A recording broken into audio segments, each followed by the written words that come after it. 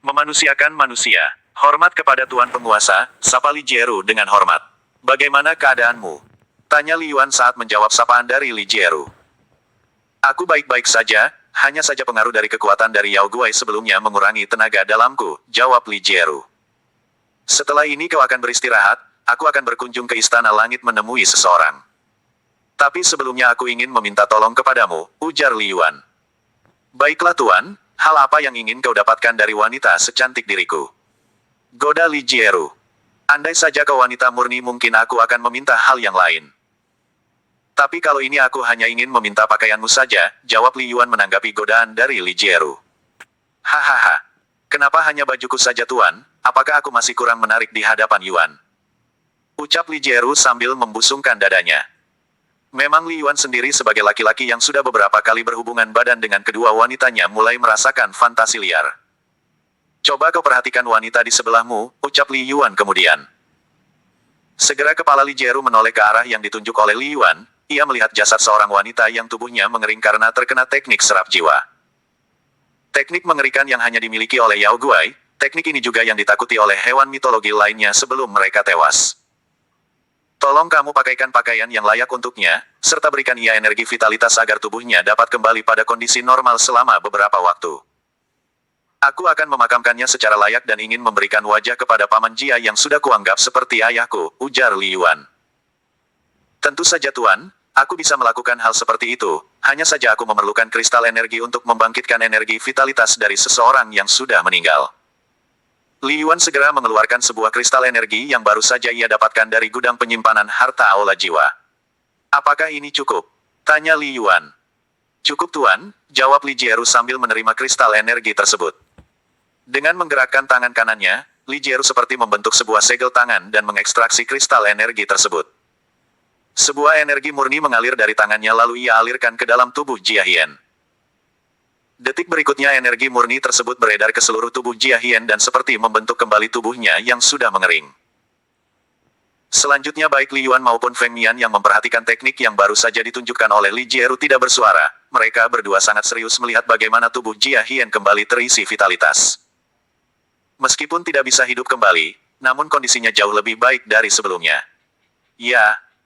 Seperti ini cukup, ujar Li Yuan yang sudah melihat perubahan fisik wanita yang pernah ia kenal di masa lalu tersebut. Tuan, selanjutnya aku akan mengganti pakaian wanita ini, ucap Li Jieru. Setelah mendengar perkataan dari Li Jieru, baik Li Yuan maupun Feng Mian segera mengerti. Mereka berdua segera meninggalkan tempat tersebut dan mencari sebuah peti mati yang layak. Di luar bangunan tersebut, Li Yuan segera memberikan kabar kepada Ying Kusan agar menjemputnya dengan membawakan sebuah peti mati terbaik dari Istana Langit. Mendengar perintah tersebut segenap jajaran Istana Langit yang dipimpin oleh Kaisar Ying Kai segera bergegas menuju tempat di mana Li Yuan berada. Pada saat ini Li Yuan ingin membiarkan Paman Jia Fu yang akan memakamkan putrinya sendiri. Apakah akan dimakamkan di Sekte Lauhu atau di kota Jincheng? Feng Mian merasa terharu dengan sikap Li Yuan, walau bagaimanapun juga Feng Mian paling mengetahui bagaimana wanita tersebut meninggal di bawah tubuh Yao Guai. Tuan, sudah selesai, ucap Li Jieru pada saat ini. Terimalah dan segera pulihkan kondisimu, ucap Li Yuan sambil memberikan 2 buah kristal energi kepada Li Jieru. Terima kasih Tuan, jawab Li Jieru yang kini seperti pesuruh biasa. Jika sebelumnya ia masih memiliki kebanggaan sebagai hewan mitologi terkuat, namun kini di bawah pengaruh Li Yuan yang memiliki kekuatan dewa penguasa ia tidak lebih dari hewan biasa. Sejarah hewan mitologi juga dibuat oleh sang dewa penguasa untuk menjaga kestabilan alam langit yang dibagi ke dalam 4 wilayah. Setiap wilayah diawasi oleh hewan mitologi, namun sayangnya setelah masa ribuan tahun dan masa kebangkitan kembali hewan mitologi telah diketahui oleh kelompok Yao Guai. Sepeninggal dewa penguasa yang sudah menjadi abadi di kehidupan selanjutnya, kondisi alam langit seperti tidak bertuan. Karena hal itu juga orang-orang dari Aula Jiwa memanfaatkan kekuatan dewa kegelapan dari alam lainnya untuk menguasai alam langit yang sudah hidup damai selama ribuan tahun. Jika saja Li Yuan terlambat menutup portal dimensi, maka tidak menutup kemungkinan akan terjadi kekacauan yang lebih besar lagi yang akan ditimbulkan oleh bangsa siluman. Setelah menerima 2 buah kristal energi, Li Jieru segera menyerap benda tersebut. Li Jieru segera duduk sila di atas batu besar yang terdapat di dekat bangunan tersebut. Setelah menunggu beberapa saat, akhirnya rombongan dari Istana Langit tiba dengan dipimpin oleh Ying Kusan. Selain sebagai anak buah Li Yuan, kini Ying Kusan juga ditugaskan menjadi pemimpin pasukan bayangan seperti dulu. Salam kepada Tuan Muda, ucap Ying Kusan dengan penuh hormat. Kemudian Ying Kai dan Paman Jia juga ikut menyapa. Di belakang mereka juga terdapat beberapa pejabat Istana Langit seperti Li Tong, Fan Lao dan beberapa lainnya. Kau terlalu luar biasa, ucap Li Tong yang keluar dari barisan. Tanpa sungkan Li memeluk Li Yuan setelah memukul dada Li Yuan tanda persahabatan. Hahaha. Kamu juga luar biasa, balas Li Yuan sambil menepuk bahu sahabat terbaiknya itu. Kini Li Tong berstatus sebagai Jenderal Langit, pencapaian ini sudah sejajar dengan prestasi yang ditorehkan oleh leluhur keluarga Li di masa lalu. Ku dengar kau akan menikahi dua wanita sekaligus. Memang luar biasa saudaraku ini, ujar Li Tong yang sudah terbiasa ceplas-ceplos itu. Namun melihat keakraban keduanya membuat suasana sedikit lebih tenang. Setelah saling menyapa, lalu Li Yuan mendekat ke arah Jiafu. Paman, tolong maafkan aku, kedatanganku sangat terlambat ke tempat ini, ucap Li Yuan dengan hormat. Memangnya apa yang terjadi? Tanya Jiafu yang merupakan sahabat terbaik ayah Li Yuan tersebut. Pada saat ini Jiafu mulai menduga-duga jika peti mati yang sebelumnya diminta oleh Li Yuan akan berhubungan dengan dirinya. Kemudian Li Yuan menceritakan kronologi dirinya yang berada di kota Qinghai sampai dengan kekacauan yang terjadi di kota Nanguan. Ia juga sedikit mengarang cerita tentang Jia Hian yang menjadi korban penculikan serta dibunuh oleh orang-orang Aula Jiwa di tempat ini. Kebangkitan burung Phoenix Api. Jia Hian diberitakan tewas akibat diserap tenaga dalamnya untuk meningkatkan kekuatan Yao Guai. Untuk hal-hal yang sensitif Li Yuan menutupinya dengan sangat rapat. Walau bagaimanapun juga Jia Hian adalah putri satu-satunya Jiafu yang kini menjadi penasehat utama Istana Langit. Aib sekecil apapun tidak akan Li Yuan beberkan. Ia ingin memperlakukan Jia Hian dengan baik meskipun semasa hidupnya mereka memiliki pertalian yang rumit. Mungkin ini sudah takdir, anak itu terlalu sulit diatur. Namun demikian ia juga tetap putriku dan aku sendiri yang akan membawanya ke Sekte Lauhu untuk dimakamkan, ucap Jiafu dengan nada berat. Baiklah Paman, jika itu yang terbaik, ucap Li Yuan. Segera setelah itu, beberapa orang masuk membawa peti mati yang sebelumnya sudah diminta oleh Li Yuan. Dengan tangannya sendiri, Jiafu mengangkat tubuh putrinya untuk terakhir kali ke dalam peti mati. Ada raut kesedihan yang terpancar di wajahnya, namun ia juga tidak bisa menyesali atas tindakan keras kepala putrinya tersebut. Jiafu teringat akan tindakan putrinya saat mengambil jalan pintas untuk menjadi calon istri Kaisar Tang Siji. Andai dulu ia mau lebih sabar menunggu kehadiran Li Yuan maka semuanya tidak akan seperti ini. Bahkan Li Yuan yang sebelumnya pernah ia remehkan kini merupakan sosok yang sangat tinggi di alam langit. Melihat kondisi penasehatnya sedang berduka, Kaisar Ying Kai segera membuat beberapa pengaturan, di antaranya menyiapkan perahu terbang khusus milik Istana Langit yang hanya bisa digunakan oleh Kaisar. Di bawah perintahnya perahu terbang tersebut akan digunakan untuk membawa peti mati Jia Hian ke Sekte Lauhu. Yang mulia, saya mohon izin akan berangkat menemani penasehat Jia ke Sekte Lauhu, ucap Li Tong kepada Kaisar Ying Kai. Tentu saja kau harus berangkat, ajak juga beberapa orang dari kalian. Dalam beberapa waktu ke depan aku akan menyusul ke sana, jawab Kaisar Ying Kai dengan nada yang terdengar bijaksana. Pribadi Ying Kai memang sangat berbeda dengan Kaisar Langit sebelumnya, karakter Ying Kai lebih harismatik dan peduli terhadap masyarakat. Apalagi ia diberi kepercayaan dari Li Yuan, tentu ia akan memperlakukan orang-orang yang berasal dari Sekte Lauhu dengan baik. Kesenjangan yang selama ini terjadi, perlahan mulai dihapuskan oleh Kaisar Ying Kai. Bahkan beberapa hari yang lalu ia juga sudah menghukum Kaisar sebelumnya, Tang Siji atas berbagai macam tuduhan pelanggaran berat. Setelah Ying Kai menghadap kepada Patriark Sekte Api Abadi, keputusan untuk menghukum Tang Siji akhirnya diputuskan. Yang Siji yang sudah hancur basis kultivasinya dan sudah tidak bisa menjadi lelaki sejati hanya bisa meratapi nasibnya di penjara bawah tanah. Tidak menunggu waktu yang lama, rombongan penasehat Jia, Li Tong dan Fan bersaudara segera pamit undur diri. Mereka akan ke Sekte Lauhu untuk memakamkan Jia Hian dengan segera. Dengan teknik yang dilakukan oleh Li Jieru sebelumnya, tidak ada yang mencurigai perihal kematian Jia Hian lebih lanjut.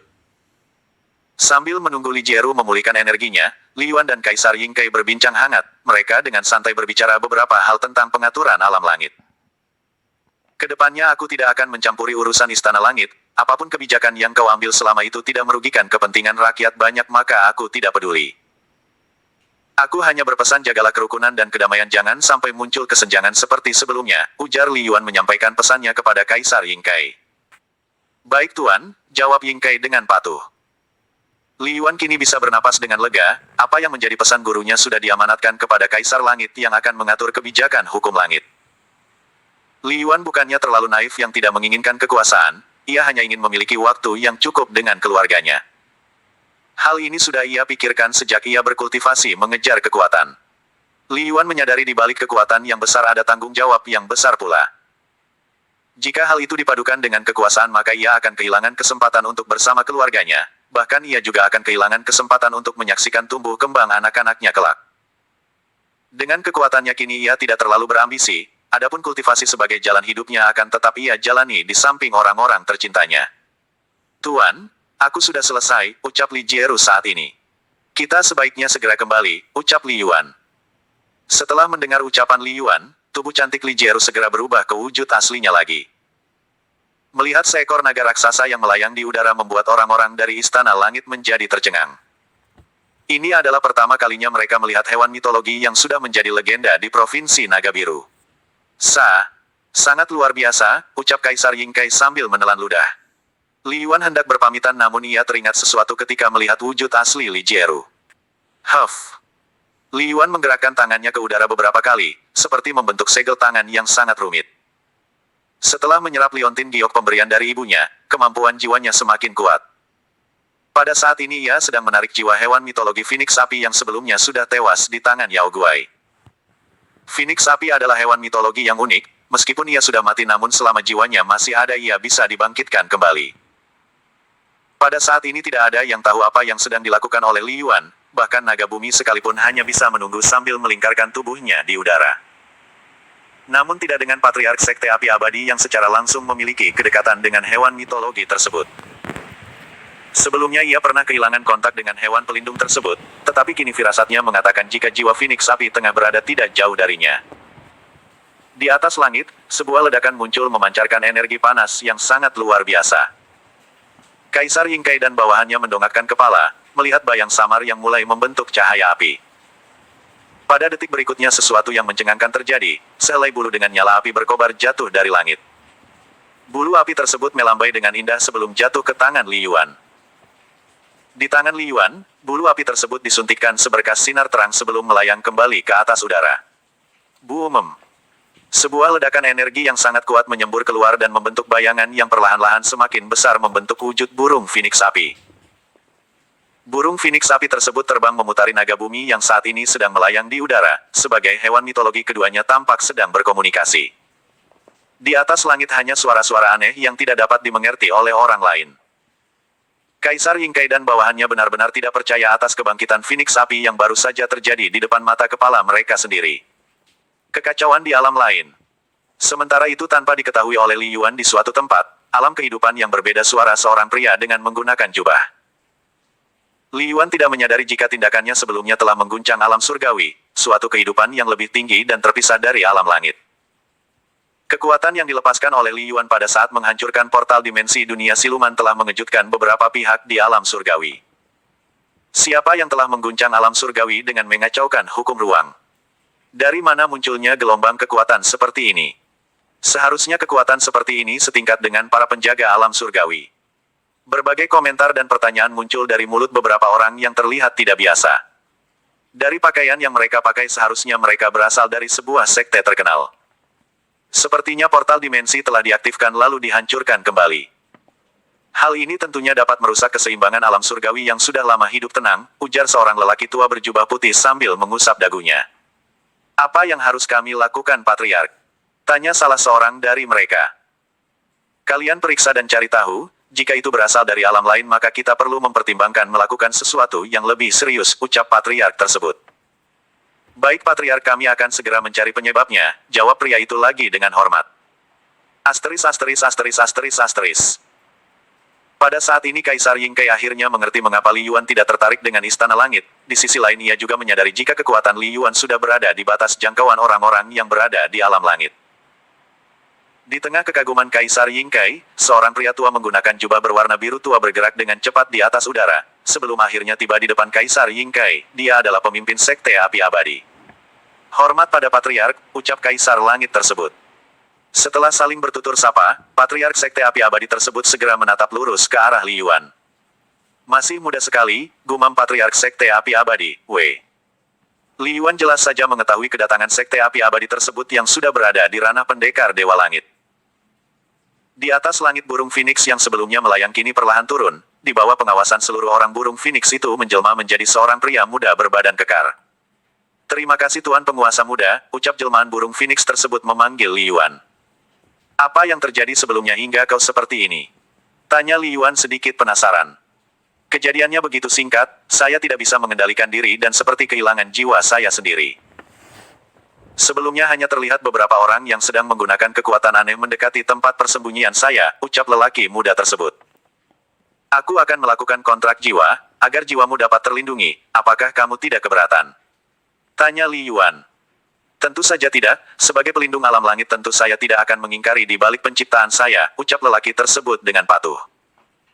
Li Yuan segera menembakkan sebuah sinar yang tentunya adalah segel jiwa untuk mengikat kesetiaan pria tersebut. Siapa namamu? Tanya Li Yuan. Nama saya adalah Feng Huang, saya merupakan hewan mitologi yang diciptakan oleh sang penguasa sebelumnya, ucap jelmaan burung Phoenix tersebut. Feng Huang, aku minta agar kau tetap menjadi penjaga wilayah seperti sebelumnya dan segera pulihkan kondisimu, ujar Li Yuan dengan santai. Baik penguasa muda, jawab Feng Huang dengan senang. Setelah dibangkitkan kembali ia merasa dirinya kini seperti bertemu dengan penguasa yang baru. Setelah selama ribuan tahun ia kehilangan penguasa alam langit, kini seseorang yang memiliki kekuatan sang penguasa telah hadir kembali. Feng Huang kemudian terbang dalam bentuk Phoenix api kembali, suaranya memekik kencang di atas langit. Ia terbang mengangkasa dengan gagah sebelum menghilang dalam gumpalan awan. Orang-orang hanya bisa memerhatikan penuh kekaguman, walau bagaimanapun Phoenix api memiliki sejarah panjang di alam langit. Bisa menyaksikan secara langsung saja sudah mereka anggap berkah tersendiri. Salam pada Tuan Penguasa, sapa Patriark Sekte Api Abadi yang kini mendekati Li Yuan. Salam Tuan, jawab Li Yuan singkat. Perkenalkan saya adalah Sutian Li Patriark Sekte Api Abadi, terima kasih atas kemurahan hati Tuan membangkitkan kembali Phoenix Api, ucap Sutian Li dengan hormat. Itu sudah seharusnya aku lakukan, kalian jagalah wilayah kalian jangan sampai kejadian seperti sebelumnya terulang, ucap Li Yuan dengan tenang. Lain waktu kita akan berbincang, dalam waktu dekat berkunjunglah ke kota Qinghai, ujar Li Yuan sambil pamit undur diri. Baik Tuan Penguasa, ucap Patriark Sekte Api Abadi sambil tersenyum cerah. Seekor naga raksasa yang melayang di udara tengah menunggu Li Yuan, setelah membangkitkan Phoenix Api kini Li Yuan harus memikirkan dua hewan pelindung untuk menjaga Provinsi Raja Wali Emas dan juga Provinsi Beruang Kutub.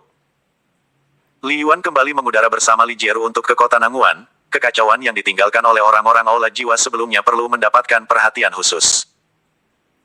Tidak membutuhkan waktu yang lama bagi dirinya untuk tiba di kota Nanguan, kota yang sebelumnya menjadi identitas Raja Wali Emas kini mengalami kerusakan yang sangat parah. Untung saja kedatangan Li Yuan sudah lebih baik dari sebelumnya, jenazah korban pertempuran sebelumnya telah dipisahkan. Sementara pasukan kegelapan juga sudah dipisahkan untuk dimusnahkan.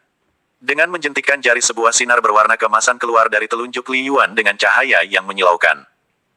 Detik berikutnya mayat pasukan kegelapan musnah menjadi debu dan lenyap tak tersisa. Bagaimana keadaan kalian? Tanya Li Yuan kepada beberapa orang dari kelompok UFA. Kami baik-baik saja Tuan, ucap salah satu dari mereka. Akhirnya kau sudah datang kembali, ucap UFA yang baru saja muncul dari kerumunan pasukan keamanan kota. Betul Tuan Gubernur, ucap Li Yuan sambil menjaga kesopanan. Sudahlah jangan terlalu formal, panggil saja ayah mertua, ujar UFA di depan banyak orang.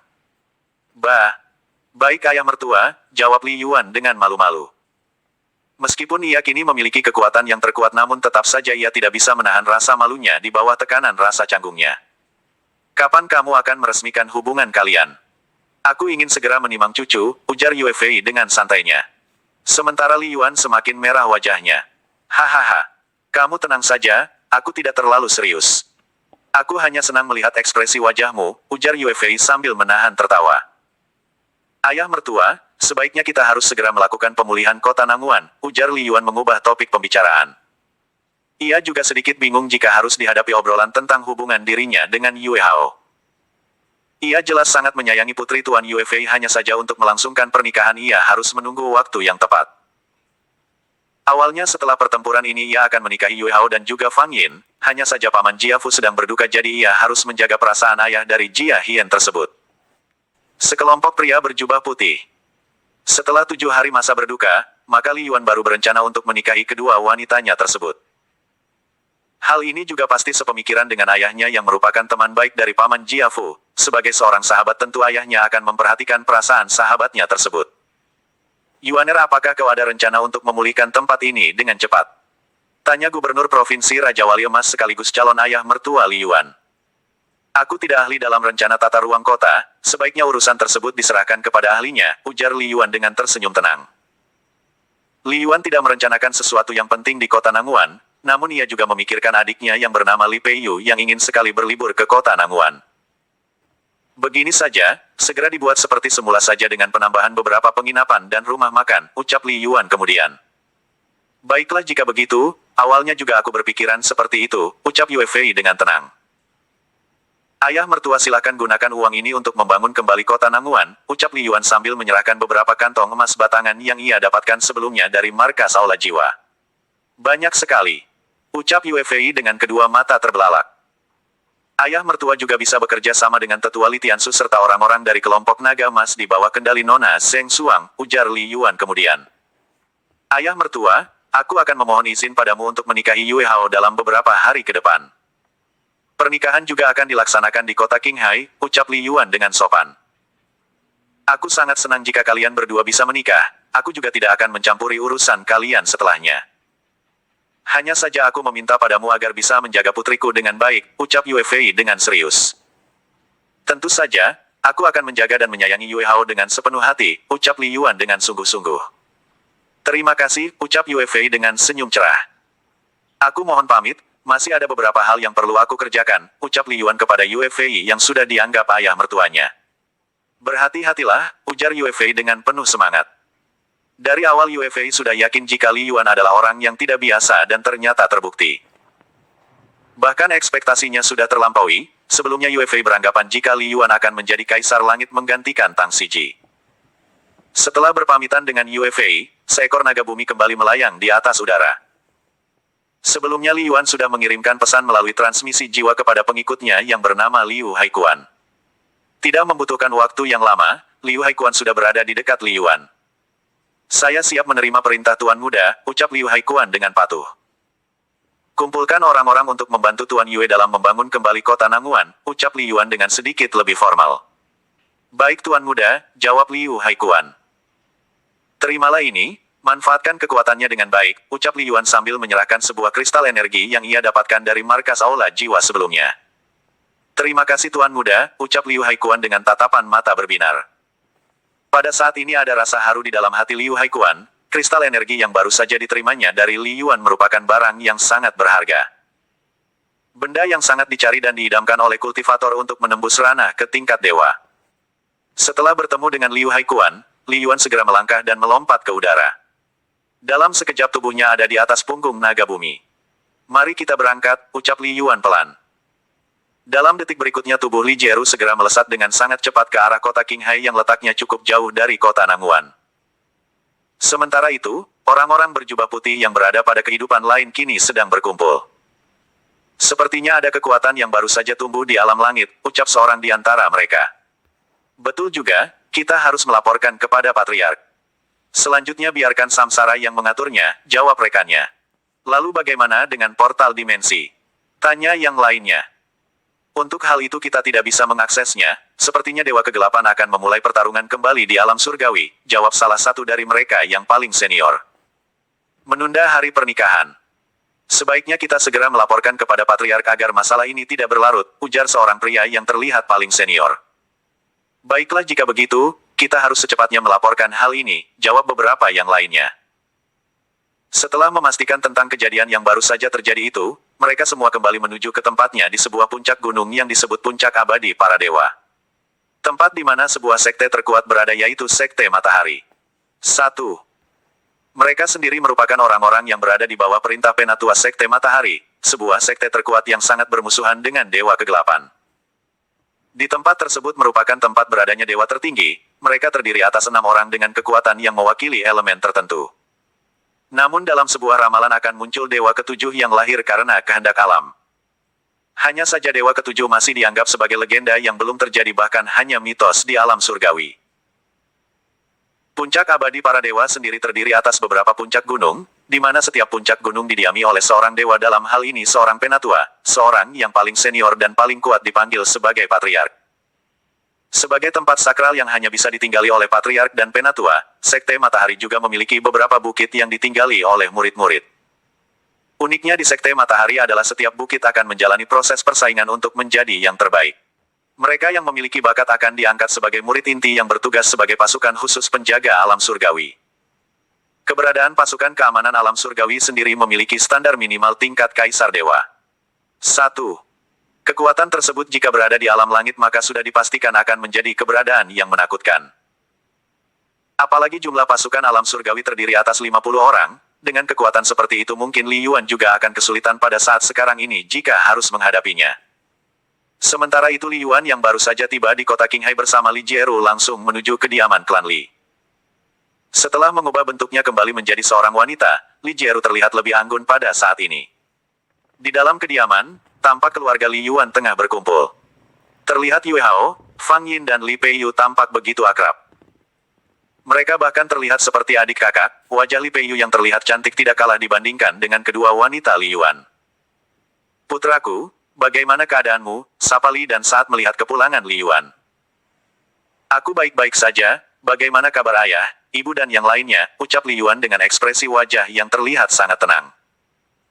Mereka semua baik, hanya saja kedua menantu di keluarga ini terlihat sangat cemas beberapa waktu setelah kau pergi, ucap Patriark Li dan mencoba meredakan kekhawatiran Yue Hao dan Fang Yin. Mendapat bercandaan dari ayah Li Yuan, kedua wanita tersebut tersipu malu meskipun di dalam hati mereka tampak bersukaria. Ayah, ada yang mau Yuaner sampaikan, ucap Li Yuan di depan semua anggota keluarganya. Aku ingin menunda pernikahan untuk beberapa hari, ucap Li Yuan dengan serius. Apa yang terjadi? Bukankah lebih cepat lebih baik? Ucap Li Dan dengan sedikit bingung. Paman Jia sedang berduka, ia baru saja kehilangan putrinya untuk selamanya, ungkap Li Yuan dengan sungguh-sungguh. Apa? Tanya Li Dan dengan tidak percaya. Melihat sikap ayahnya, Li Yuan kemudian bercerita tentang kejadian yang menimpa Jia Hian atau Dewi Penguasa Bulan yang kekuatannya sudah diambil oleh orang-orang Aula Jiwa. Li Dan tertegun atas apa yang baru saja diceritakan oleh putranya tersebut. Jia Fu merupakan sahabat terbaiknya dan juga sudah ia anggap seperti saudara. Baiklah, apa yang kamu pikirkan sudah tepat, aku juga langsung menuju ke Sekte Lauhu untuk mengunjungi Jia Fu, ujar Li Dan yang masih kaget. Yue Hao dan Fang Yin yang mendengar cerita dari Li Yuan juga tidak kalah terkejutnya. Mereka berdua pernah mendengar jika putri Jia Fu adalah calon tunangan dari Li Yuan sejak masa kecil. Suasana Sekte Lauhu. Baiklah, kita semua akan berangkat ke Sekte Lauhu, ucap Li Dan kepada mereka semuanya. Baik ayah, jawab Li Yuan dan yang lainnya. Sebelum mereka berangkat dan melakukan beberapa persiapan, Li Yuan berbicara kepada Yue Hao dan Fang Yin yang sedari tadi tidak sempat saling sapa. Guan Gege, bagaimana keadaanmu? Tanya Fang Yin dengan penuh perhatian. 1. Seperti yang kalian lihat, aku baik-baik saja, jawab Li Yuan sambil tersenyum manis. Syukurlah jika begitu, kami sangat mengkhawatirkan dirimu, ucap Yue Hao kemudian.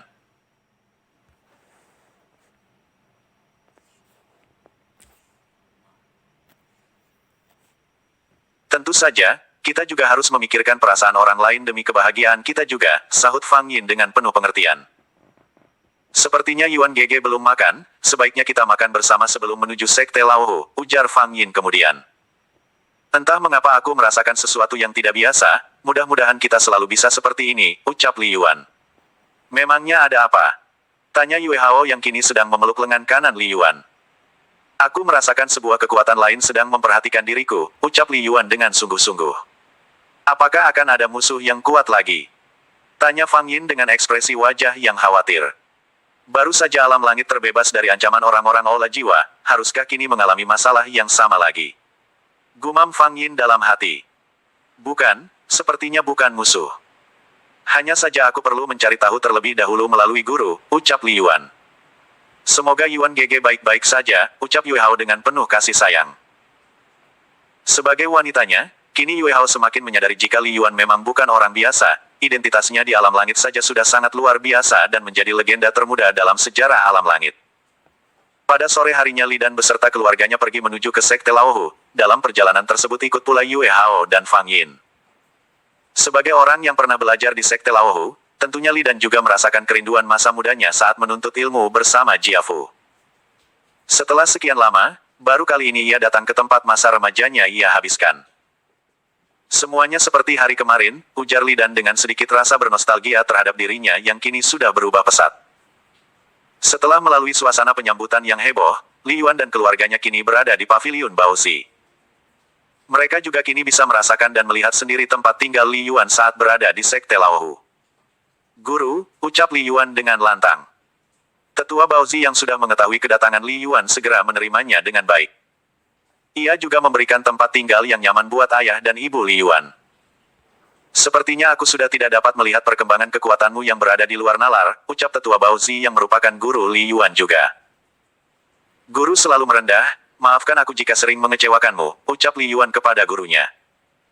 Kamu selalu membuatku terkejut, kehadiranmu selalu saja membawa hal yang tidak pernah terduga, ucap Baozi kemudian. Kejutan dari tamu tak diundang. Semua berkat arahan dan bimbingan dari guru, jika bukan karena pertemuan kita saat itu maka aku sendiri bukanlah apa-apa, jawab Li Yuan dengan sopan. Li Yuan dan Tetua Baozi kemudian berbincang dengan hangat, hubungan keduanya saat ini adalah seperti kakek dan cucunya. Bagi diri pribadi Li Yuan, Tetua Baozi sudah ia anggap keluarga sendiri meskipun ia adalah guru pertamanya. Setelah berbincang, Li Yuan dan keluarganya segera bersiap menuju aula utama sekte untuk memberikan penghormatan terakhir kepada Jia Hian sebelum dikebumikan. Dalam kesempatan kali ini Tetua Jiafu dan ayahnya juga bertemu kembali, meski dalam suasana yang pilu keduanya tampak saling menguatkan. Paman, aku turut berduka cita, ucap Li Yuan saat memberikan penghormatan terakhir di dalam aula utama sekte.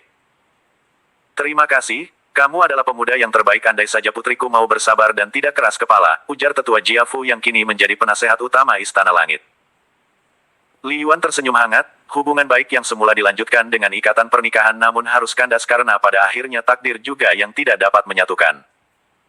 Seluruh murid dan tamu undangan berdatangan, tidak terkecuali Kaisar Ying Kai dan pejabat tinggi lainnya dan larut dalam prosesi pemakaman tersebut. Suasana sekte benar-benar sedang berduka pada saat ini, meskipun awalnya Tetua Jiafu hanya ingin melakukan prosesi sederhana namun karena identitas dirinya yang kini tidak sederhana menjadikan semuanya lebih menjadi pusat perhatian. Dua orang sahabat Jia Hian semasa hidupnya juga hadir, Nuhume dan adiknya yang telah menjadi teman sepermainan juga sebagai teman latihan saat di paviliun Tetua Jia. Sementara di barisan murid, mereka tampak terkagum akan sosok Li Yuan yang kini sudah menjadi legenda termuda di Sekte Laohu. Setelah semuanya selesai para tamu yang hadir segera kembali ke tempat asal masing-masing, Li Yuan dan kedua wanitanya juga kembali ke kediaman keluarga Li. Hanya ayahnya yang saat ini bertahan di sekte karena satu dan hal lainnya, terutama karena rasa persahabatan antara dirinya dan Jiafu yang sudah berlangsung puluhan tahun. Sementara kabar tentang pernikahan Li Yuan pun sudah mulai tersiar dan akan dilaksanakan 1 minggu setelah masa berduka tetua Jiafu selesai. Di dalam kediamannya, Li Yuan dan kedua wanitanya tampak berbincang dengan hangat. Baik Yue Hao maupun Fang Yin menaruh rasa kekaguman kepada calon suami mereka atas sikapnya terhadap keluarga Jia Hian. Entah mengapa aku seperti merasakan jika aku akan pergi jauh, ucap Li Yuan di saat sedang bersama dengan Yue Hao dan Fang Yin. Kenapa Yuan Gege berbicara seperti itu? Tanya Fang Yin dengan nada keberatan. Aku juga tidak tahu, namun untuk lebih jelasnya aku akan bertanya kepada guruku terlebih dahulu, ujar Li Yuan mencoba menenangkan Fang Yin. Semoga itu hanya perasaan saja, bukan berarti akan ada sesuatu lagi yang berbahaya dan dapat mengancam keutuhan alam langit, ujar Yue Hao sambil mengelus rambut Li Yuan. Tanpa mempedulikan hal lainnya lagi, mereka segera beristirahat dalam satu ranjang yang sama. Di usia mudanya, Li Yuan sudah merasakan kenikmatan gairah hidup yang hanya bisa dirasakan oleh orang-orang tertentu. Di pagi harinya, suhu udara kota Qinghai berada pada situasi yang cukup sejuk. Seperti ada kedamaian panjang dalam setiap hembusan yang tercipta. Awan putih yang bergulung-gulung ditemani indahnya langit biru membuat pemandangan kota Qinghai semakin indah. Berbarengan dengan hal tersebut, kesibukan anggota klan Li yang akan menyelenggarakan sebuah acara besar berupa pernikahan Li Yuan kini mulai terlihat. Meskipun acara tersebut masih beberapa hari ke depan namun peristiwa pernikahan yang akan sangat meriah tersebut perlu dipersiapkan dengan baik. Tidak hanya Li Yuan, tetapi Li Tong dan Fan Qi juga akan melangsungkan pernikahan pada waktu yang bersamaan, sebagai saudara sekaligus sahabat keduanya memiliki ikatan yang kuat. Tanpa ada yang mengetahui di balik ketenangan yang sudah berlangsung damai, tiba-tiba muncul suara ledakan yang sangat dahsyat di atas langit kota Qinghai. Boom! Sebuah ledakan besar terdengar di atas langit di tengah suasana yang tenang. Bersamaan dengan itu sebuah portal dimensi muncul bersama sosok 3 orang pria yang melambangkan dari kelompok tertentu. Kepanikan dari seluruh lapisan masyarakat serta tanda tanya di hati setiap orang tergambar dari ekspresi wajah mereka yang terlihat bingung. Dengan cepat Li Jieru yang merupakan jelmaan naga bumi serta Yuan Zhang menuju ke pusat suara. Adapun Li Yuan tidak kalah cepatnya berada di antara guru dan hewan mitologi tersebut. Tampaknya kita kedatangan tamu, ucap Yuan Zhang kepada Li Yuan. Betul guru, bahkan kekuatannya lebih kuat dari Yao Guai, jawab Li Yuan. Di atas langit, tubuh ketiganya tampak melayang dengan tenang namun tidak dengan hati dan perasaan mereka. Hahaha. Ternyata alam langit sudah memunculkan kekuatan yang melampaui hukum alam semesta, ucap seorang pria setengah baya dengan jubah berwarna putih. Sementara kedua rekannya berdiri melayang di dekatnya sambil menyilangkan dada. Siapa kalian? Tanya Li Jieru yang tampak tidak suka dengan kehadiran orang tersebut. Cih. Hanya hewan rendahan saja sudah berani sombong, ucap lelaki tersebut sambil mengeluarkan aura yang sangat menakutkan. RGGH. Tidak begitu lama, tubuh Li Jieru merintih kesakitan karena kuatnya menahan aura penindasan yang dikeluarkan oleh pria paruh baya tersebut. Hentikan, teriak Li Yuan sambil mengeluarkan aura tandingan untuk melindungi Li Jieru. Buumem, buumem. 2 aura spiritual yang sangat kuat beradu, keduanya sama-sama berada di tahap penguasa. Oh, menarik. Rupanya kau yang sudah menyebabkan kegemparan di portal dimensi alam surgawi, ucap lelaki parubaya tersebut memandang serius ke arah Li Yuan. Yuan Zhang yang berada di sampingnya menyaksikan hal ini dengan ekspresi buruk. Sebagai legenda alam langit ia tentu mengetahui tentang sosok yang kini berada di depannya. Apa maksudmu aku tidak mengerti, ucap Li Yuan dengan tatapan tajam. Lelaki parubaya itu lalu menarik auranya kembali. Aku hanyalah utusan dari salah seorang penatua Jiu Xiang, dari puncak ke-6 di alam surgawi. Kedatanganku untuk membawamu ke alam surgawi karena kau sudah melampaui batas hukum alam, ucap lelaki parubaya tersebut dengan tenang. Bagaimana kalau aku menolak? Ucap Li Yuan. Kau boleh saja menolak jika ingin penduduk alam langit mengalami kemusnahan, jawab lelaki tersebut dengan santai. 1. Asal kau tahu saja, di alam surgawi orang yang memiliki kekuatan sepertimu sangat banyak. Bahkan jika salah puncak mengerahkan murid terbaiknya maka sudah dipastikan tempat tinggalmu akan binasa dan digantikan dengan kehidupan yang baru, sambung lelaki tersebut dengan sombong.